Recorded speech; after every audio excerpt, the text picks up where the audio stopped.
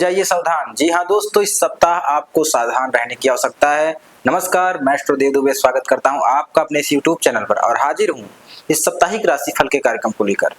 प्रिय दर्शकों, हम जानेंगे कौन से ग्रह हैं जो इस सप्ताह हमारे कन्या राशि के जातकों को प्रभावित करने वाले हैं, लाभ प्रदान करने वाले हैं। कौन से ग्रह हैं जो बेहद हानिकारक सिद्ध होने वाले हैं, अर्थात हानि पहुंचाने वाले। तो राशिफल का ये कार्यक्रम प्रारंभ करने से पहले मैं आपको बता दूं, यह जो राशिफल का कार्यक्रम है आपकी कुंडली में जो राशि अर्थात चंद्र राशि पर आधारित है।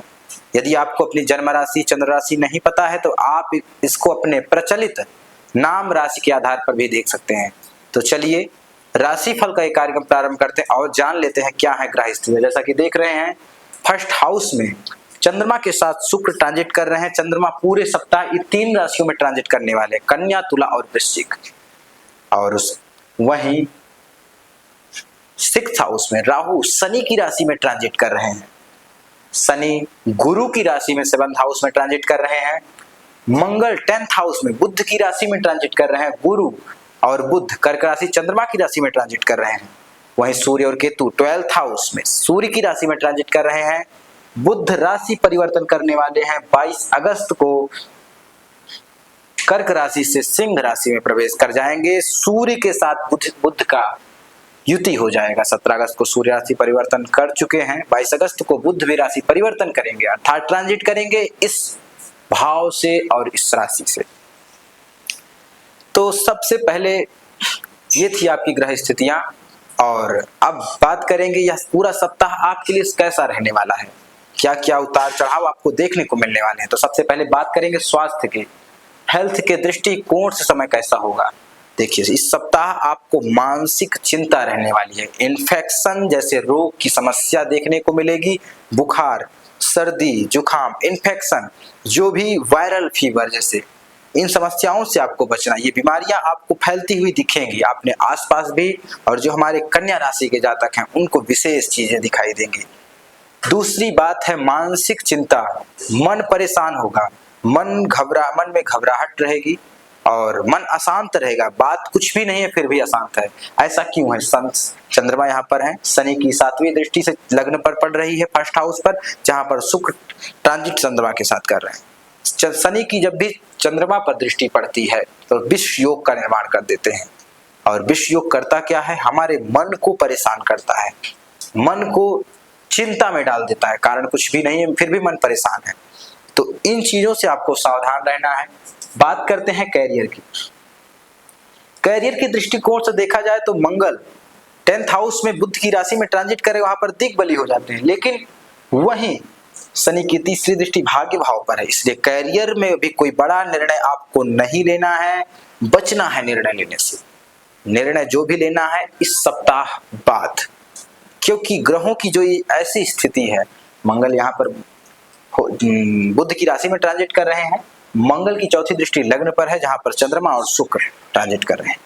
तो कहीं ना कहीं उग्र में अग्रेशन में आकर के आप गलत निर्णय ले लेंगे इस सप्ताह, इसलिए निर्णय लेने से बचना है और कैरियर में कोई भी निर्णय नहीं लेना है। बात करते हैं बिजनेस की, व्यापार की, उद्योग की। देखिए, व्यापार के दृष्टिकोण समय तो ठीक है, लेकिन अपना कोई खास आदमी आपको धोखा देने वाला इस सप्ताह, क्योंकि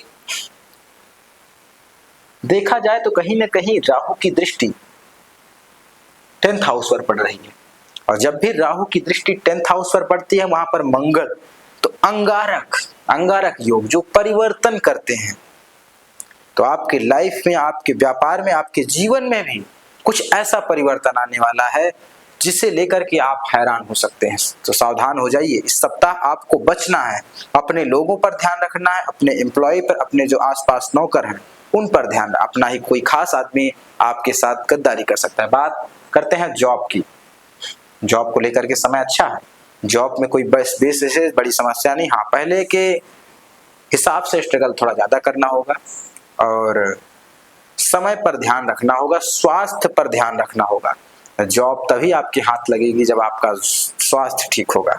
स्वास्थ्य ठीक नहीं होगा तो सारी चीजें अनबैलेंस हो जाएंगी, कुछ भी आप नहीं कर पाएंगे, इसलिए स्वास्थ्य का ध्यान रखना है।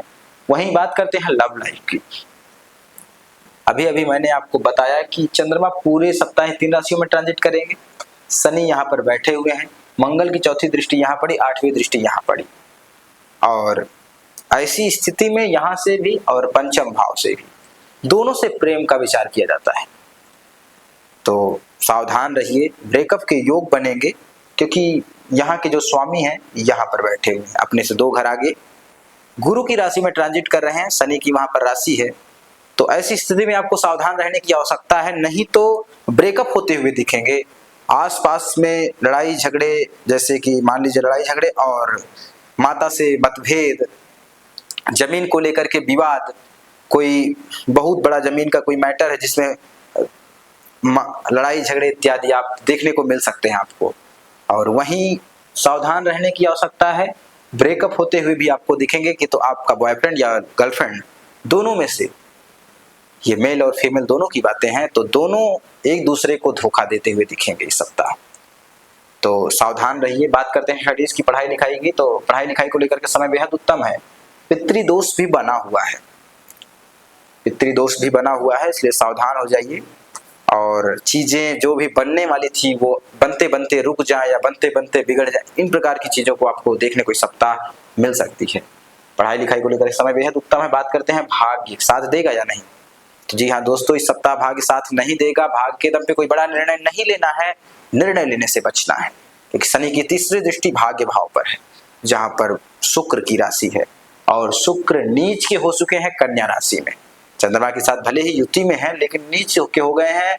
लग्जरी में कमी देखने को मिलेगी। आप ऐसा कोई कुकृत्य कर देंगे जिससे आपकी बदनामी हो सकती है, आपके रिश्तेदारों में आपकी बदनामी हो सकती है, इससे सावधान रहिए। बात कर लेते हैं उपाय की। कौन सा वह उपाय है जिसे करके इन समस्याओं से बचा जा सकता है।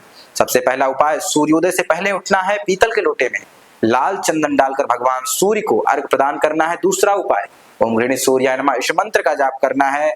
तीसरा उपाय, श्रावण मास चल रहा है, भगवान शिव को प्रसन्न करने के लिए एक लोटे में गुड़ और भांग मिला करके भगवान शिव के ऊपर चढ़ाएं।